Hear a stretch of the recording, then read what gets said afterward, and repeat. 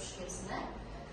Asosan ayollarimiz rahbarligidagi yattitalar uchun hamroh kreditimiz mavjud bo'lib, bunda 100 million so'mgacha 3-shaxs kafiligi yoki sug'urta polisi asosida olishlari mumkin.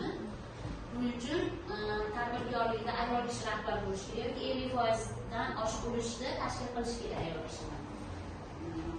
Xullas 100 milliondan yuqorisiga likvidlik garov asosida 10 milliard so'mgacha ajratiladi. Shunday muddatlar. Muddati 84 oy muddatiga 24 aylanma mablag'lar uchun 24 oy muddatga beriladi. Imtiyozli davra 6 oydan 24 oygacha hisoblanadi.